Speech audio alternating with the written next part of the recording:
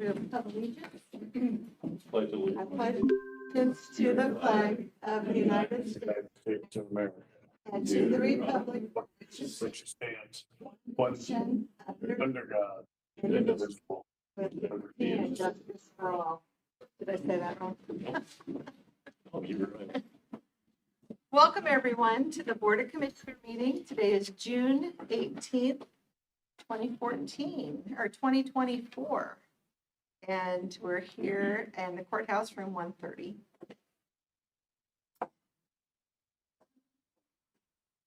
This is a public meeting, and it is being recorded today. So if you speak, please come to the podium, give your name and address for the record. We're going to start with any awards, recognitions, or correspondence. I do have 3 commendations. Can I have fellow communicator Holly Pennington, Deputy Trevor Limberg, and Haley Roberts, Anaya Randall, and Sergeant Nicole Kellis. Are they all here? And Captain Primer and Josh. Nicole's not here. Nicole's not here. This way, each of you get to sit or stand through the others. First of all, welcome you guys. What a great team, to say the least. This is a commendation that was submitted from Captain Kieran Primer. On 05/10/24 at about 20:21 hours, the Umatilla County Dispatch Center began to receive multiple calls relating to a structure fire in Umatilla at a hotel. Telecommunicator Haley Roberts, I gotta ask, Shayna, thank you. Shayna Randall and Sergeant Kellis and myself were on the floor when the calls began to pour in. The hotel was slightly across from the Umatilla Police Department and faces Highway 730, which is the main thoroughfare for Umatilla. As it was a hotel, many occupants had to be notified and assisted, in some case to safety. As it is an older building, the fire spread rapidly and the danger for all responders' safety became paramount. Telecommunicator Shayna Randall was handling the Pendleton channel, but immediately began to answer the overwhelming number of calls coming in. There was approximately 11 calls, both on the emergency and non-emergency lines, reporting the fire. Telecommunicator Randall assisted the fire EMS dispatch by contacting the utility companies, calling for additional resources from outside the area, and still maintaining regular contact with their own police channel for those incidents still happening in the city of Pendleton. Telecommunicator Haley Roberts did an outstanding job, which showcased her ability to handle multiple units and in answering the various needs of all responders, which included fire and police. He remained sounding calm on all transmissions and handled the incident extremely well. She kept track of the 12+ fire units as well as about along with dispatching Umatilla PD. She made multiple calls out and tones out for assistance. She asked for help from her partners when she needed it, but handled the majority of the fire side of the incident on her own. Telecommunicators Roberts responded with speed and accuracy to all tasks assigned and asked of her. She remained calm and collected throughout the incident, assisting in whatever way she could to ensure that field units were safe and had the resources needed to get the fire under control.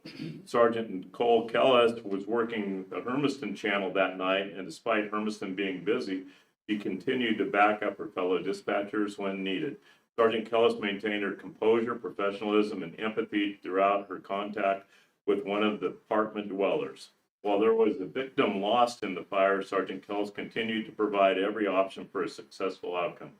The telecommunications crew that night of Haley Roberts, Shayna Randall, and Sergeant Nicole Kellis provided stellar service, and their combined efforts were accomplished with purpose and professionalism.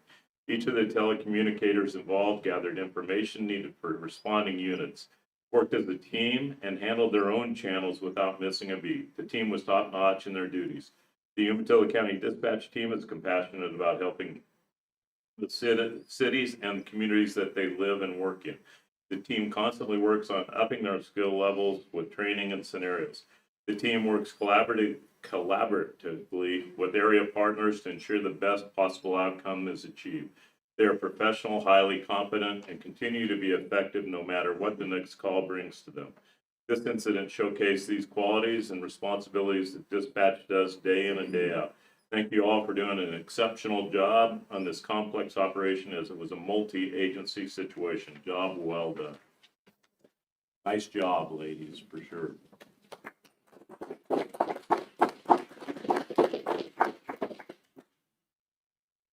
This is for telecommunicator Haley Pennington. Hallie, that's what I said. I know. You just heard her. I did. On 05/09/24 at about 15:37 hours, the Umatilla County Dispatch Center began to receive multiple calls relating to a large grass fire started by a blown transformer. The fire EMSD and UPD telecommunicator was Hallie Pennington. Hallie is very new, having been hired in November and not yet released to solo status. Telecommunicator Pennington was commended for her ability to handle multiple units, answering needs of responder units, assisting with evacuation procedures, and more. This information was provided by one of her own partners. The email that received stated, "I wanted to see if we could give Holly a commendation for this large grass fire. During this incident, we had multiple calls for a large grass fire caused by a transformer that blew and fell into a field. The fire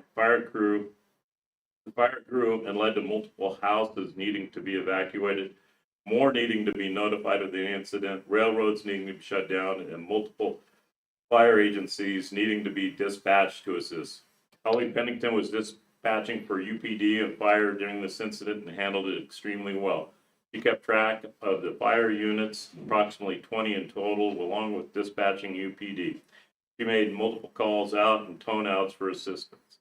She asked for help from her partners when she needed it, but handled the majority of the fire side of the incident on her own. Holly sounded calm and collected while on the radio and during all the other calls she took during the incident. Holly did an amazing job on this incident, and all the other calls came in during this time as well. Thanks to Holly Pennington for helping to make sure that this incident went as well as it did.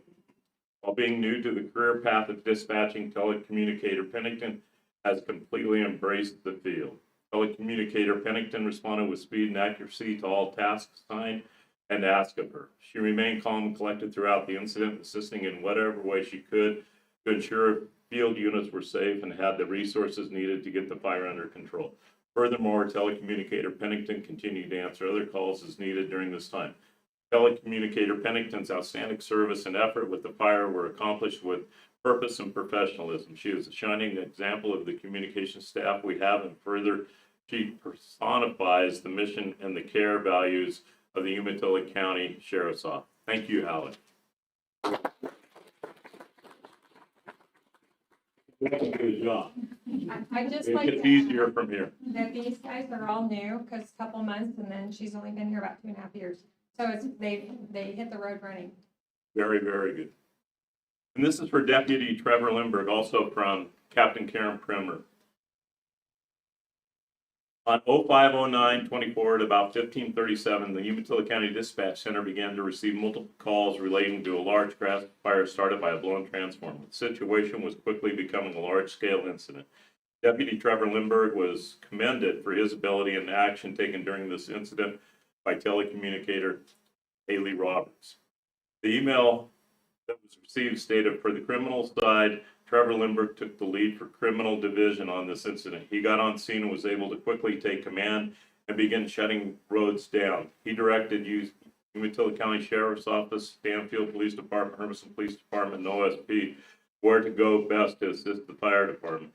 He began notification to residents that they needed to be evacuated and kept track of which houses had been notified and which still needed to be contacted.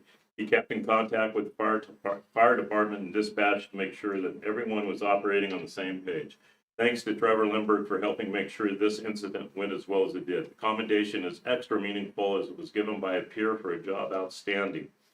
Deputy Lindbergh has always been one of those steady and unwavering field responders that dispatch appreciates due to his methodical way of dealing with incidents, people, and coworkers. Deputy Lindbergh's distinguished service and efforts with the entire incident was reflective of the professionalism and competency. He is very much an example of the highly skilled and caring that is evident in all of the Umatilla County Patrol Division staff. Furthermore, Deputy Lindbergh brings his A game every day to the workplace, making the citizens and agency partners we serve better for his presence. Thank you, Deputy Lindbergh, for doing an extraordinary job on the grass fire. You are very much appreciated, as all of you are, very much.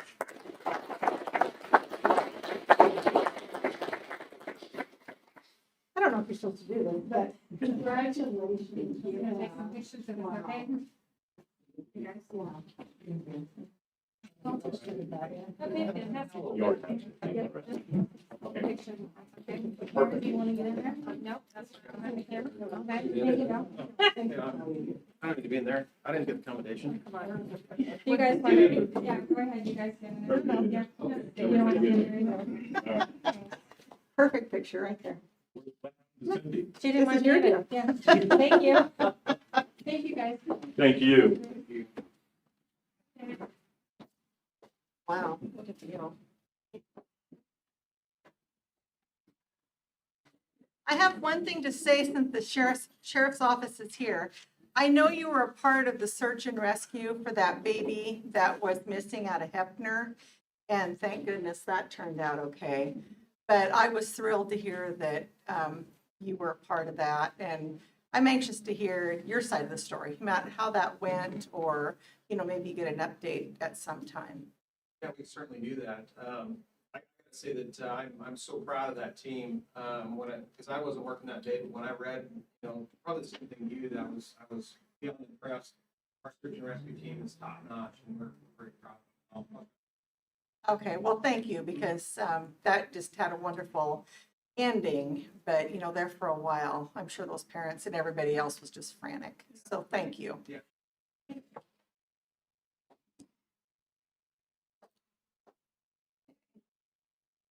Did John, did you want to chime in? Did you have anything, awards, recognitions? I do not, just congratulate those that were recognized today. So thank you. Move on, the approval of minutes from previous meetings. Do we have any? Okay. Are there any additions to the agenda? Okay, public input and recognition of visitors. Anybody want to speak that isn't on the agenda? Okay, we'll move into the business items first. One is GEODC project report. Welcome. Good morning. Thank you. Afternoon. Yeah, good afternoon. We're here in the afternoon. Time flies. Susan Christensen, Executive Director of Greater Eastern Oregon Development Corporation, PO Box 1041, Pendleton 97801. And I am here just to share some of the work that we've been doing within the county and some of the cities within the county. Recently, there was an award. GEODC is administering a broadband grant, BTAP, Broadband Technical Assistance Program. And it has three parts to it. There'll be a feasibility study, which will look at all the areas within the county to find out where there's lacking broadband. It's an interactive tool that's developed by a third party. And it can also come up with various scenarios to figure out what the cost will be for getting broadband into, the goal is to get broadband into all areas of the county. Another part of it is there are 3 ISPs that will be doing preliminary engineering costs, whole data collection, and conduit surveying. And that's Inland Development, WindWave, WTech Link, and Blue Mountain Networks. There will also be a strategic plan tying all that information together. It's a short-term project that they anticipate being completed by December, end of December. And the overarching purpose of this is to collect more information So these entities can then continue to apply for other federal funding as as we all know, it's a once in a lifetime money coming down from the federal government, with broadband being an emphasis. So that's good news for the community and the county. The next I wanted to feature was the city of Echo. As everyone knows, it flooded several years ago.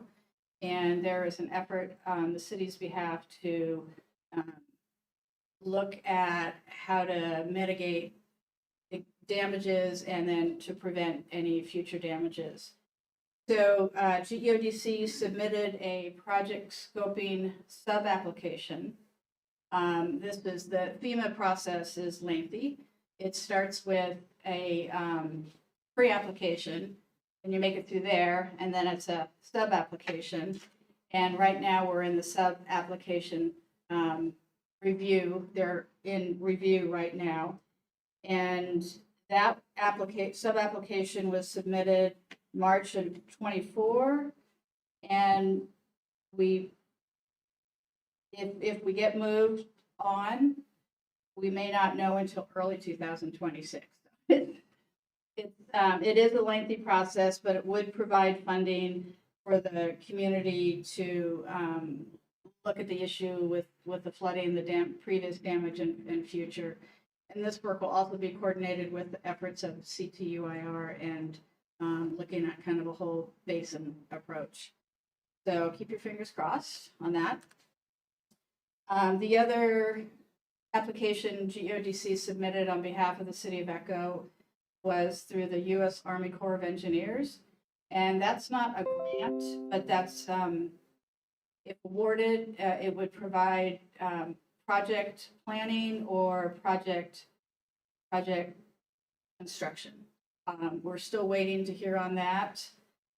It's a new one. I'm not as familiar with it as I am with the FEMA's, but any help we can get for our small communities, the better. So we don't, as of March 2024, the application's still at the Assistant Secretary of Army Civil Works, and it's still under review. We have coordinated with the city of Helix for the same two types of assistance because of their flooding that they've had over the years, which goes directly into town. GEODC, just recently we finished our comprehensive 5-year plan.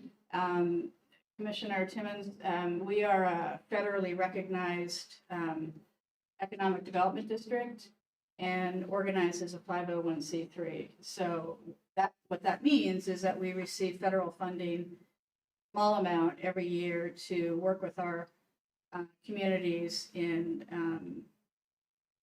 community and economic development. GEODC does cover 7 counties, eastern counties, and so I do try to get around to the commission meetings just to do brief updates as to what we're doing in that particular county or community. So our recent, as part of our requirement for the federal funding, we put together, we're required to put together a 5-year strategic plan every 5 years. And this time, it was a 9-month process. And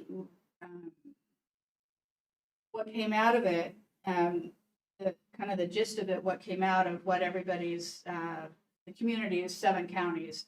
The big issues or the big focus will be on community development, regional collaboration, and rural frontier vitality, business support, and infrastructure and resiliency.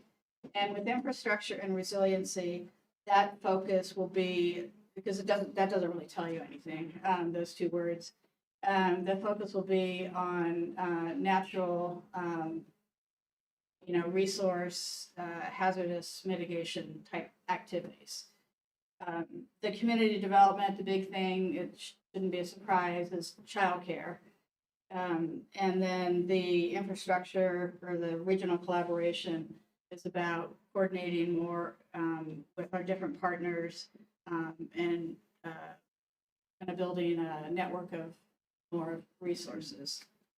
So we have, the way it works is there were larger groups, and then the process narrowed down to working groups.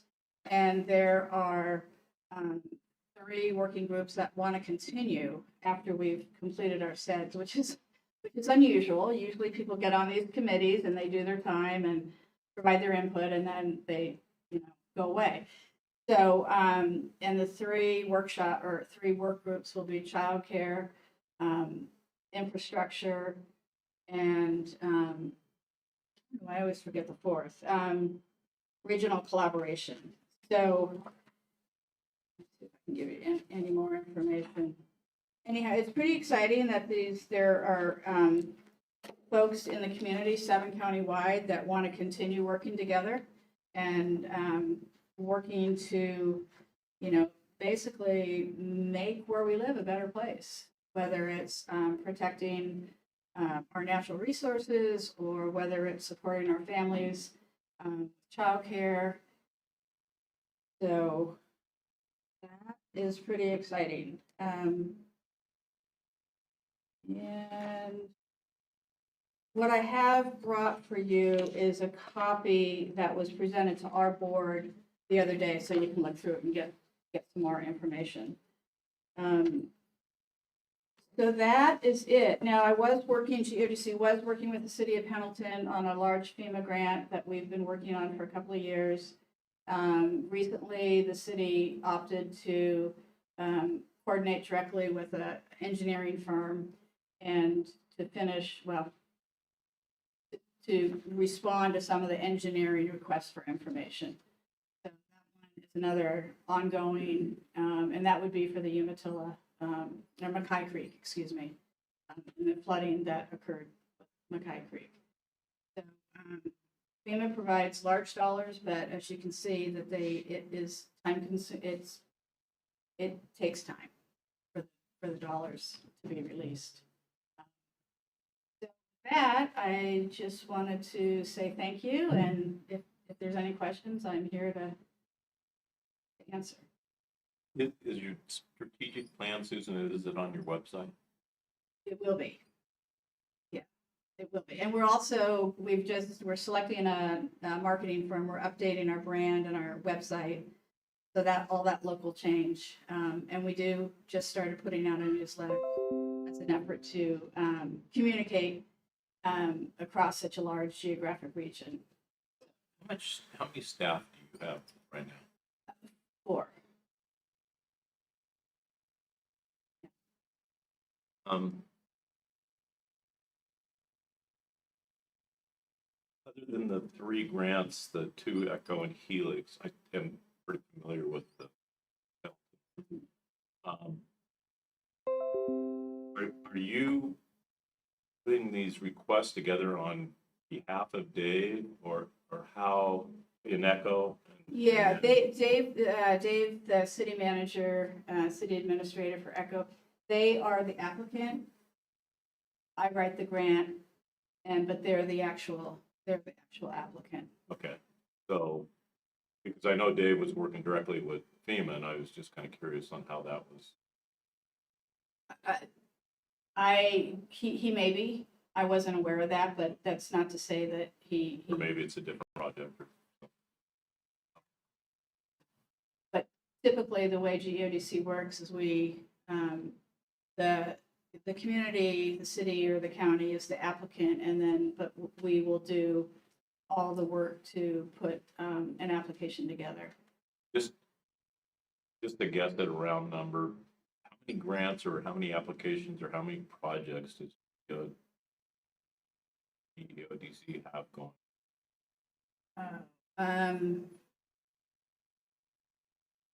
They're all a little different. So 10 to 12, 10 to 15, 10 to 15. Thank you for coming. I have a question. If you can find the answer to childcare, my hat's off to you. I mean, that's even a conversation around here. So It is, and there's several entities around the region that are working on childcare. And one of the directions that we were given was to help coordinate all those efforts to collectively have one voice, potentially at the legislature. Have anything else? Thank you. Thanks for coming. Very interesting. Thank you. Thank you. Thanks, John. Thank you.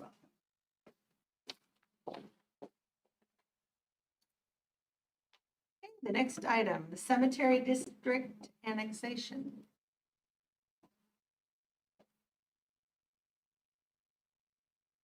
The county received a petition to annex a piece of property into the Weston Cemetery District. The process for this is to, once the petition has been filed, for a hearing, the property owner signed it, and they also have the consent of the district. So it's ready to move forward, so if the board could set it for our hearing at the second board meeting in July.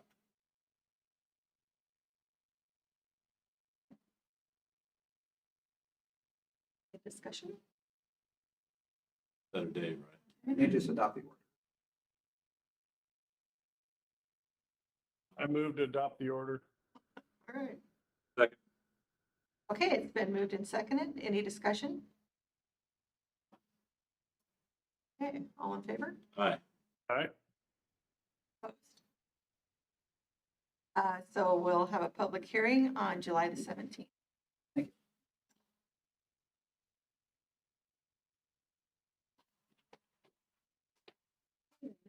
Item is Pendleton Sanitary Service Rate Increase. Good afternoon, Commissioners. My name is Gina Miller, and I am the County Liaison to the Solid Waste Advisory Committee. We come before you today with 2 rate increase requests. With me is Mike McHenry, President of Pendleton Sanitary Service and Chair of this committee, and Kevin Miracle, who is the General Manager of Sanitary Disposal. I would like to give you a brief summary of the events so far. On April 3rd, both franchises submitted a rate increase request. The Solid Waste and Franchise Committee, to the Advisory Committee, met on April 9th to consider these requests. The committee voted unanimously to recommend the rate increase request of 3.5 from Pendleton Sanitary Service to you, the Board of Commissioners, for final consideration. The committee also voted unanimously to table the rate increase request from Sanitary Disposal to an executive session to be held as soon as possible from that date to further discuss the matter with a presentation from Mr. Miracle of proprietary financial information. The committee met again on April 23rd for executive session according to ORS 192.502, sub 2 and 5. The committee voted to recommend the sanitary disposal rate increase for the collection and transfer service station to the board for final consideration today. A public notice was published in the Eastern Oregonian on May 18th for a 14-day public comment period that ended on June 3rd at 5 p.m.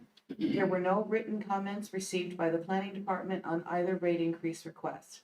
We are here today before you for the final consideration and vote, and each franchise representative is here to answer your questions.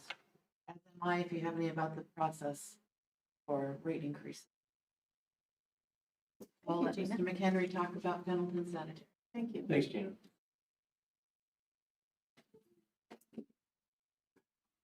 Good afternoon. Good afternoon. Mike McHenry, Pendleton Sanitary Service, 5500 Northwest Reed Road.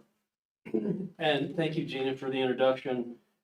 I'll read the letter I wrote to the Solid Waste Advisory Committee regarding our rate increase request for Pendleton Sanitary Service. I'm addressing ours only at this time. I'll let Kevin address theirs.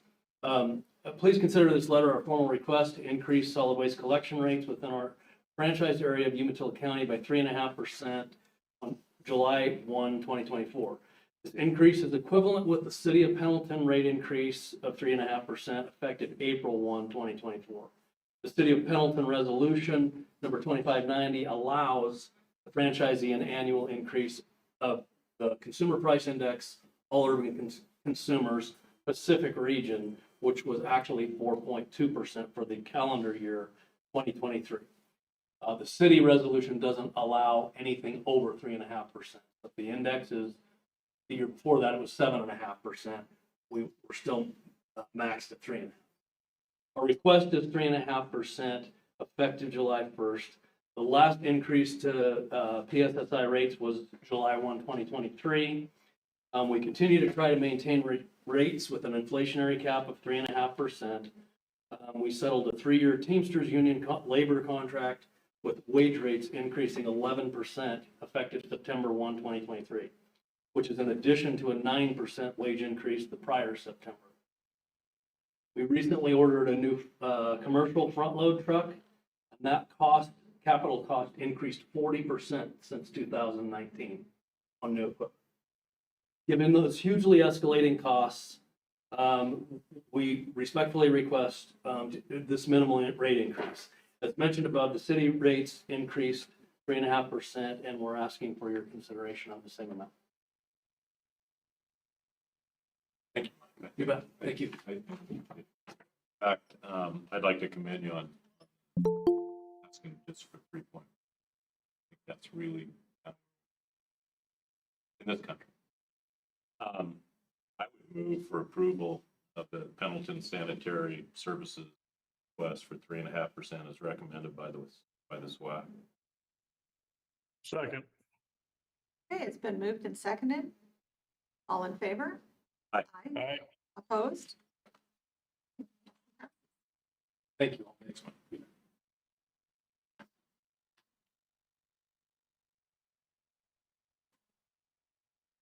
I'd like to introduce Kevin Miracle, who is the General Manager of Sanitary Disposal, and he's here to talk about his rate increase request, and at some point maybe also joined by Mike McHenry as the Chair of the Solid Waste Advisory Committee. Good afternoon. Thanks for hearing me out here. Sanitary disposal is not immune to the pressure of the supply chains that has affected most businesses and consumers over the past year. We believe it's appropriate for the county to provide us with a reasonable rates to allow us to meet and improve on the services and commitments that we have made to Umatilla County. Umatilla County last awarded sanitary disposal a blended rate increase of 12.8% effective July 1 of 23. With the increase in July, the resulting revenue is intended to cover a small portion of the increase in cost of operations we've been absorbing for some time. Continue to climb. It's time to bring the rates and revenues more in line with the increased cost of service for neighboring service areas. Sanitary disposal, we proposed 3 different rate options. I met with the SWAC committee 2 times. We went over our financials. We went over the rates in other jurisdictions in Umatilla County. They asked me to come back with how much we've spent on capital, how much our wages have went up, insurance, fuel. We provided all that information to the SWAC committee. They determined that the best direction to go would to go to a 12.5% increase for the hauling company or for collections, and 37.5% for the disposal company. What we proposed, there was 3 proposals that I think you may have. One of them was 37.5% all in. The second one was a 2-year one, and then a 3-year, which just breaks it up and then bases CPI off the last 2 years. We, the last 2 times that I came in, 22 and 23, it was just to kind of get us caught up, because the last increase that Sanitary Disposal Inc. had was in 2019. So after doing those 2 and really digging into our financials, because we got to get 2 years of financials in to really figure out where we need to be in order to be healthier.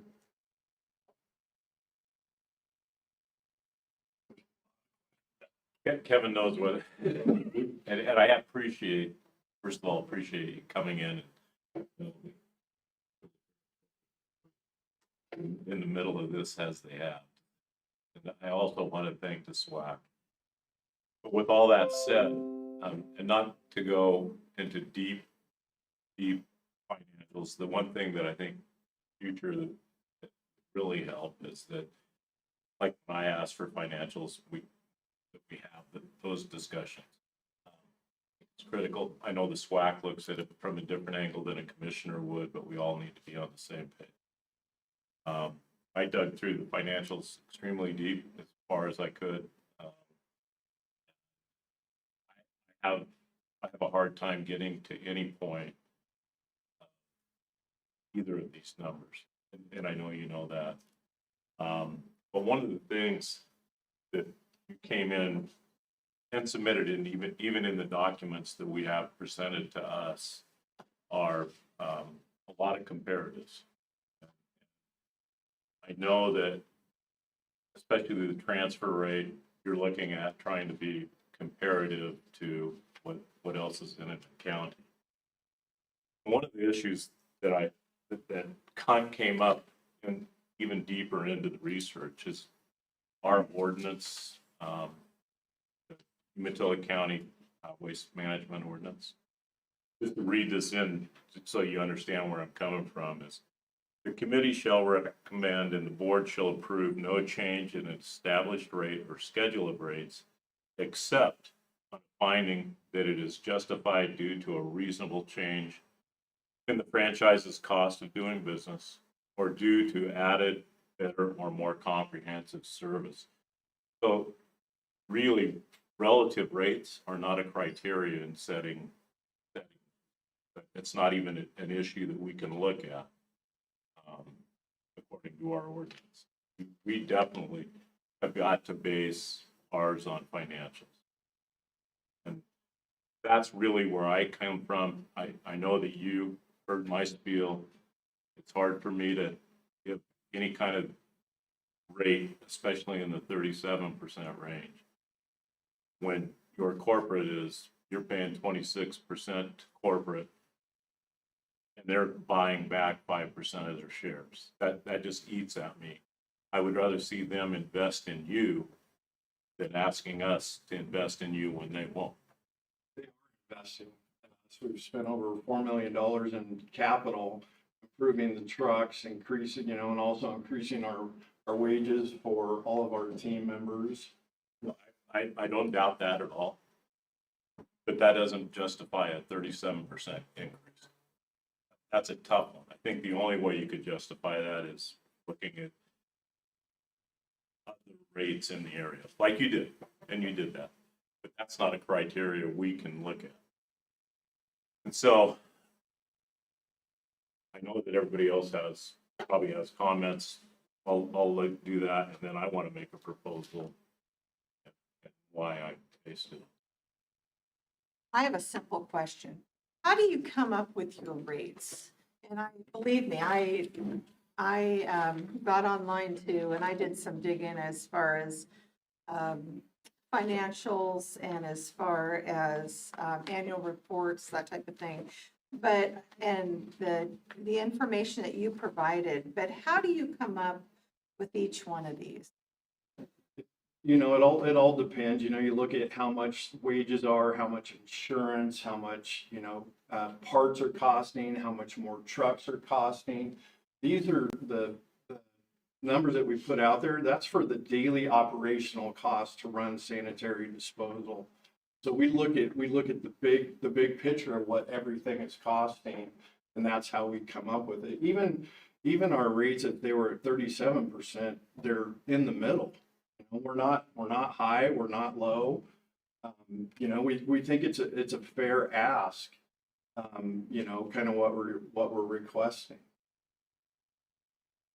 I just want to clarify, just make sure I have it right. You just bought the company, right? Is that right? Yeah, 2.5 years ago. Okay. You bought it in 2021? Yeah, the end of 2020. The end of 2021. Okay. Thank you. Yeah, you're welcome. Also, the previous owner, they wouldn't come in every year and ask for a price increase. They'd wait 2 or 3 years and then ask for whatever the minimum was that they needed at that time. So I'm basically playing catch up for the past, Mike would know how many years, just trying to get us back to where the company should be and to be healthy. And last year's rate increase was, 12.8%. And that was, yeah, blended. okay. The big ask, for now is really the transfer station, because that's, all the other municipalities that, flow into that. So that 37.5% is really where I'd like to be at the transfer station. So what's the likelihood you're going to be in here again next year asking for this kind of rate increase? So it won't be this again. So if you looked at some of the proposals, you can see what, if we did, 37.5%, then we'd just be asking for CPI moving forward, just to get to the 37.5%. I think the 2-year one, 16, and then it's just CPI. This is the big ask. So we can come in and just have a reasonable request of, whatever CPI is. No, that was a We're discussion. gonna have to look at our ordinance even to go to an indexed. John, did you have any questions? Hey, Kevin, I'm going back to the conversation we had last year. And I thought we had the same exact conversation last year, that we wouldn't be seeing a big increase this year. Am I remembering that wrong?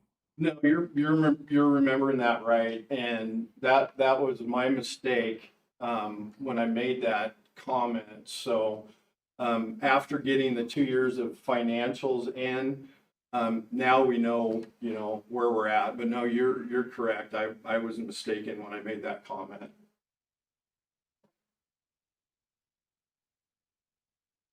Thank you.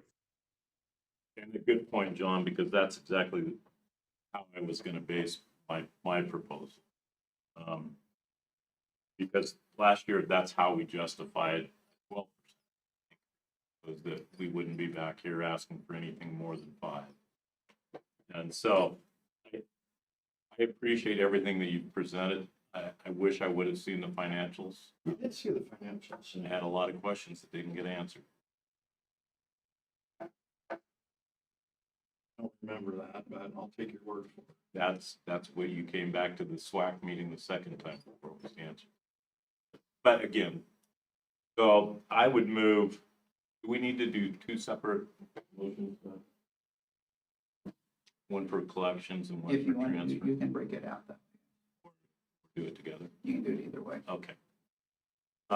Based on, Kevin, what you asked for last year, I'm going to make a motion to approve a 7% increase for collections and a 7% increase for the sanitary disposal transfer station for this year. We have Second that. a second. Any discussion?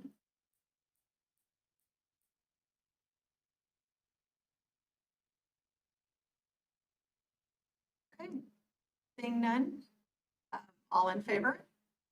Aye. Aye. Aye. Opposed? Okay, motion passes. Thank you. Thank you, Sue. Thank you, Commissioners.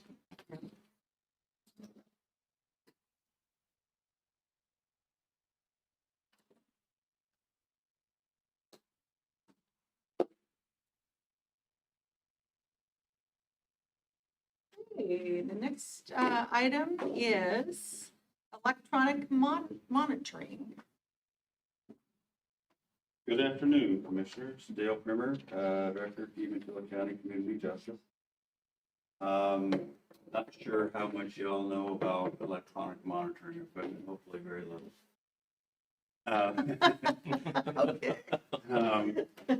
We use it as an alternative custody to jail. I think you all remember me at the Budget Committee talking about how we have reduced FPL footprint, FPL beds. Leaves us, and then combined with that, about the same time that that occurred, the company that we had done business with for about 30 years or so, county, being part of community corrections, we had a company, BI Incorporated, that did our, BI stands for behavioral, that we purchased electronic monitoring equipment from. They notified us about in February, I believe, that we'd inquired with them about some new technology, and yeah, we've been meaning to get a hold of you. We're pulling out of some small markets, and yours is one of them. So at that point, they gave us like 90 days notice that the equipment that we had would be obsolete. Then they weren't going to enter into conversations with us about either purchasing or leasing equipment. So in the last month or so, I've reached out to a variety of other rural directors and metro directors to see kind of where the industry standard in Oregon is, who they're using. Virtually everybody I spoke to is using the same company, called VigilNet. We were interested in 3 products: basic home monitoring, which just tells me if you're home or not; another device that tells me you're home or not and you're drinking or not; and another one that we would use on more people that were more concerned around dangerousness. Where are they? Are they in exclusionary zones? Are they near a victim's house? Are they near a school? GPS monitoring. We've tried GPS monitoring in years past, and it was it pinged off of cell towers to triangulate where your position was. And it didn't work well in rural Oregon back then, because sometimes cell towers and service carriers, if you're all familiar that if you have Verizon, there's areas you go to and you don't get good service, or if you have US Cellular, there's places you go to and don't get service. The newer equipment, it still uses the cell technology, but only in the sense of downloading the information and sharing to it. So the GPS units are actually real GPSs, same way that you can track your iPhone and find out when your wife's about to get home from work.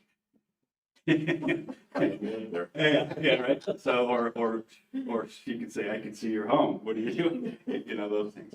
So technology has come a long way. In the past, we've always purchased our own, and we've entered into service contracts to do some of the maintenance and some of the things like that. It's not a model that really exists anymore, just because technology, like in any other thing we're working in, is something you buy today is obsolete tomorrow. So we reached out to VigilNet to say, what do the products look like? How do they work in rural Oregon?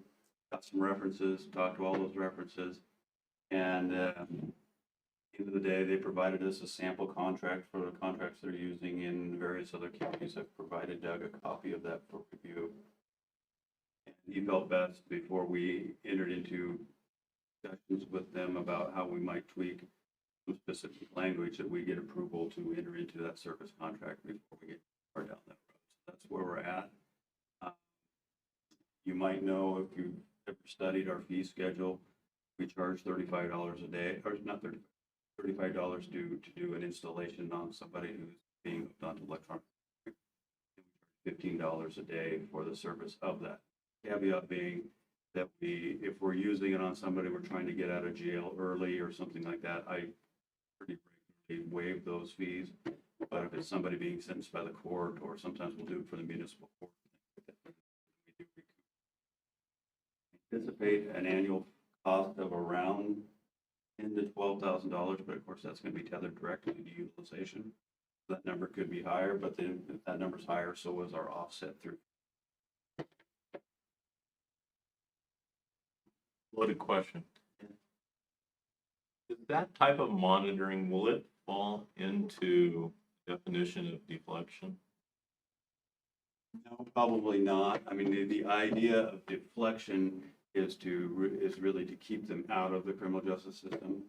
Where it would fall in is that, let's say that person fails deflection and comes into my services, and maybe we have that person who's got a sanction that we need to address, but they're employed and they have some other things, and we need to address the sanction and maybe some other Maybe they don't have the ability to do community service, they work all the time and all these other things. So that was always the original intent behind electronic monitoring when it first came out. It was really tethered to low-level crimes and DUIs, where you had mostly low-risk people that had jobs, but they had some form of custodial sentence, but you wanted them to be able to service that sentence without losing the stability factor. So that's primarily where we use it, is on lower-risk people. We also use it, let's say somebody gets a 180-day revocation, where they're required to do all 180 days in the custody of local supervisory authority. Maybe that person's 30 days in the jail, we find them a residential treatment bed, and they do 30 days in residential treatment, and they get out 60 or 70 days into that 180 days. Well, we don't want them in jail necessarily at that point. We want to step them down into some lesser form of custody. And so with the loss of electronic monitoring, we've lost that ability, because right now the 3 sanction options I have are increased reporting, work crew in jail. So this is just another tool for us to deal with violation behaviors, as well as transitioning people out of the jail into the community. We also we occasionally get some of those folks that come out of prison that have significant criminal histories, and the parole board would say, okay, we're going to release this guy. Do you have the ability to put GPS on? So this will enable all of those things. Thank you. I would move approval for a service contract with VigilNet Services to provide electronic monitoring equipment, training, and monitoring services. Hey, there's been a motion, a second. I wanted to ask a question. The products, what do they look like? You've probably seen them before. There's like a pocket, well, there's several.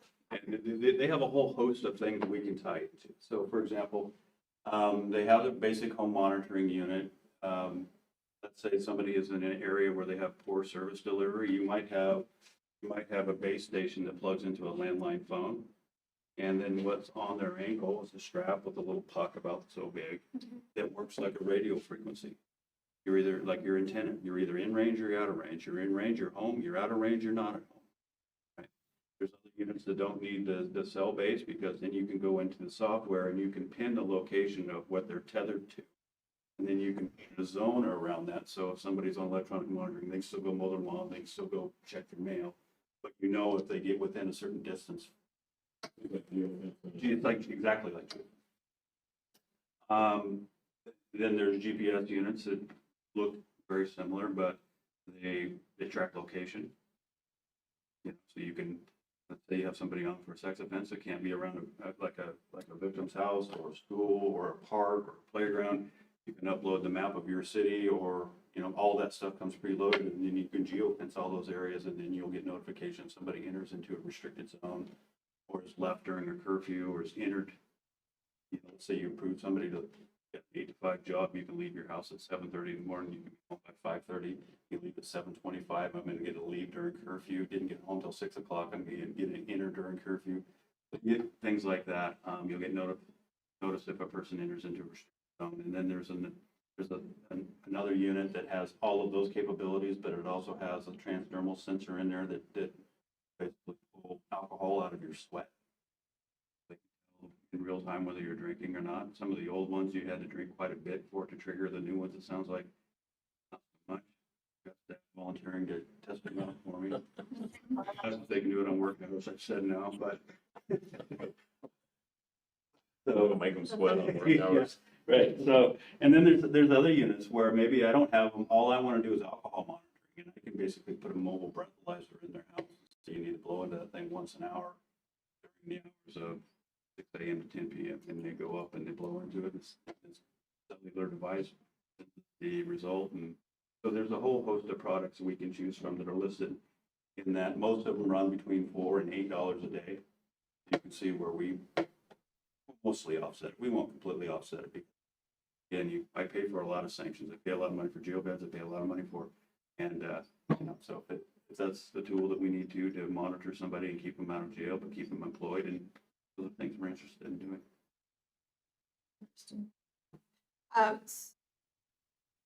You got a motion? I do. I have a motion and a second. I did have one more question. Oh, do you have monitoring 24 hours a day then? Yeah, so That, depending on the risk of the individual, whether or not we would do the monitoring ourselves or would we would use VigilNet to do that monitoring. So as you might imagine, if I've got somebody who's on GPS monitoring and I'm nervous about their movement in the city, I don't have enough staff for somebody to stare at his computer screen all day and say, "Where's you?" So there are some individuals and some equipment that we would have them do the monitoring and then they would provide us the notice and there's other people that maybe we just have on standard monitoring where once a day you get a download of the activities of that person for the previous day. So there's kind of active monitoring, which in real time you're looking at somebody, which we would probably contract out for the alcohol monitoring or the regular home detention kind of stuff. You get a notice, PO would come in the morning, and let's say we set it up to download all information at 4 o'clock in the morning. They would come into their desk at 8 o'clock in the morning, and there would be the list of the previous day's event. All right, we have a motion and a second. All in favor? I, Opposed? Okay, motion passes. Thank you. Thank you, Doug. I'll get with you on.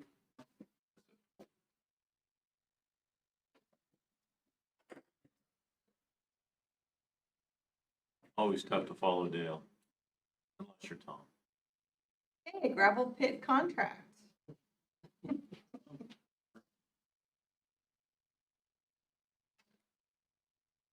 Good afternoon, Commissioners. Tom Fellows, Public Works Director. What we have before you this afternoon is a request to approve the contract for drilling and blasting of the Ramsier Pit out on State Gulch. We went out with proposals and we got 2 back, one from Aggregate Resources Industries and one from Hatley Construction. Hatley Construction came in low at $3.10 per yard. And we're recommending we go with on this bid. We've used both of these contractors in the past. Both of them have certainly very satisfactory.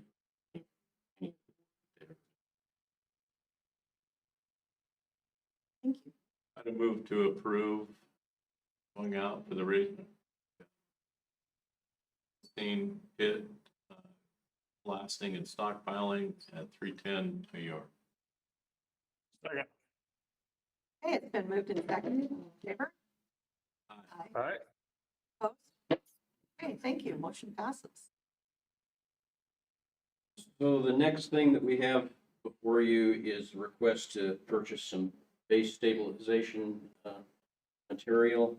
You may recall about a year ago, maybe a little more, we went out for a request for some base stabilization material from a company by the name of Midwest Industries, and that was a kind of pilot project to see. We're trying to find something that will help us in our not have to do as much maintenance on some of our gravel roads. Obviously, this isn't something because of the cost of the materials that we're going to do on all of our roads, but some of the higher traveled farm market roads that tend to take a beating in this time of year. Recently, I was given some information and had a visit from a representative from Envirotech on what they refer to as Base Bind X. It's a relatively new product to Envirotech, and they're I hesitate to say they're pushing it, but they're really looking for some opportunities to get this material out in our area, the entire Pacific Northwest. This isn't a product that is going to be a long-term, as in it's probably not going to give us multiple years, but it should give us very good. The hope is it gives us very good results on an annual basis with some residual effect and carry over into the following year. That's about all I can really tell you about it. Interestingly enough, these companies that are putting out these base stabilization chemicals now, everything is proprietary, and they will not tell you anything that's about what's in it, or they can only give you some expectations based on data, and every county, every region is different, so you really have to go on small test areas and build your own data. It's one of those types of deals. I'm quite optimistic about this product. We're going to try it on Well Station Road, and we're going to marry it up to the test project that we did last year. So we'll have a really good representative sample of what the two products will perform against each other. That's our plan, is to shoot a mile of this product on, marry it up to the project last year, and see how it performs in comparison to that one. The cost for a mile is going to be $15,653.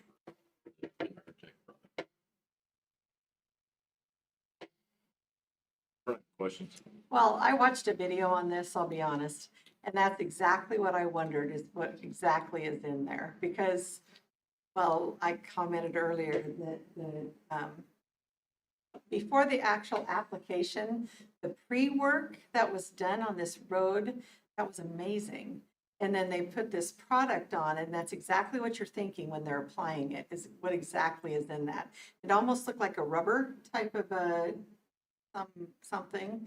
It's a polymer. All I can tell you is it's a polymer. It's mixed with a polymer product, and there is some.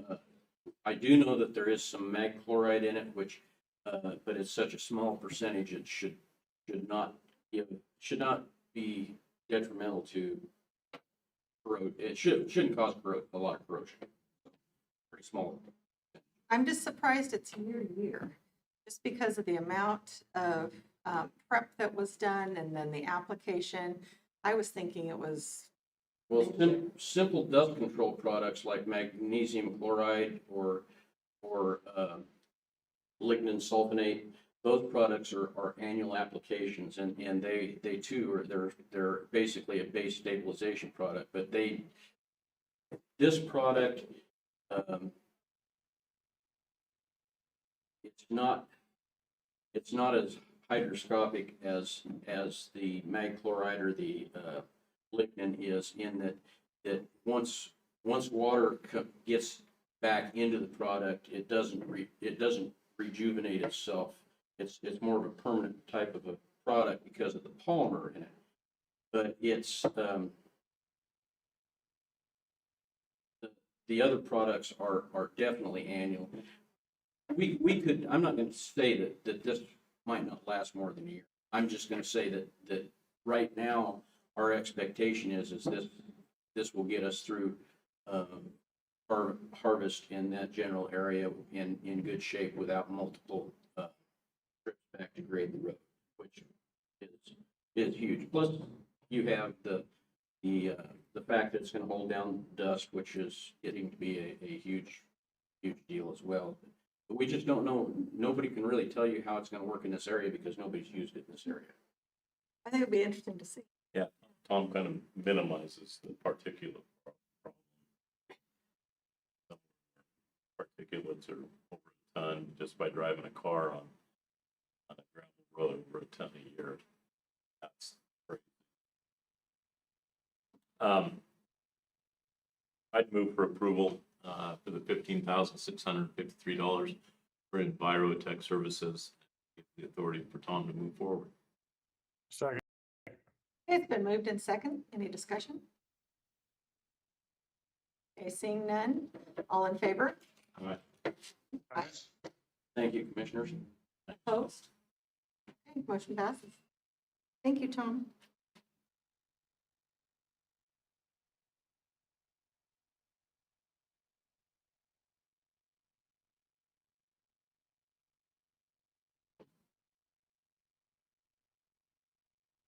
All right, we're going to move out of the commissioners meeting into a public hearing.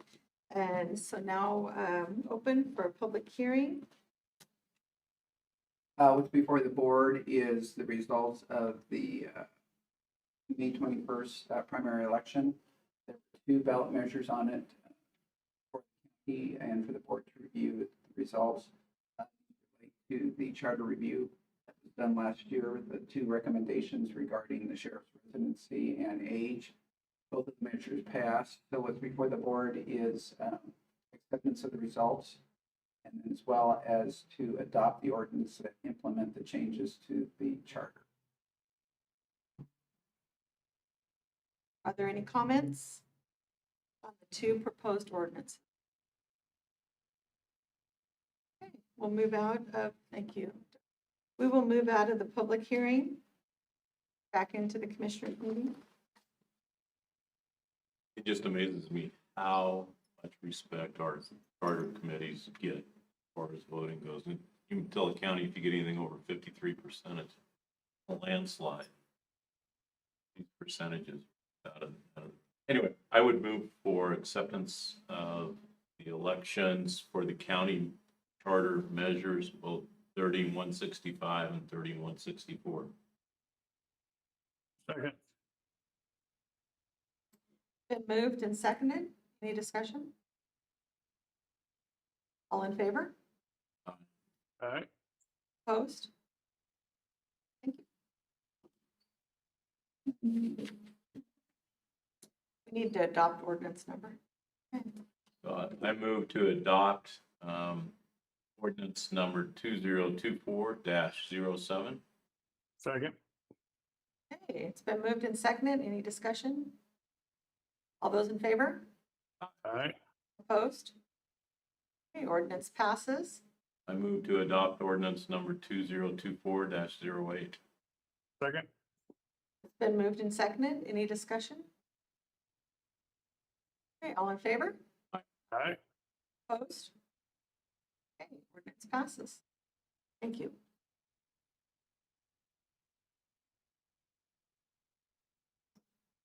All right, contract ratification. Commissioners, Jennifer Blake, HR Director. I'm here before you today to present a contract with AFSCME Local 1393, which is our road department unit. We've received a tentative agreement with them. So this would be a 3-year agreement beginning July 1st of 2024, spanning 3 years, with the first COLA on July 1st of 4%. Thank you, Jennifer. Is there any discussion? Any more discussion? I'd move approval of a 3-year contract with the AFSCME Road Department Local 1393 with 4% COLA effective July 1 of 2024. Okay, it's been moved and seconded. Any discussion? All those in favor say aye. Aye. All right. Opposed? Okay, motion passes. Thank you. Anything for the good of the order? John? Your name tag looks amazing. That's the only thing I'm going to say. Thank you. Okay, thank you. Dan? Nope, nothing. Oh, you know what? I do want to mention something. Veteran Services.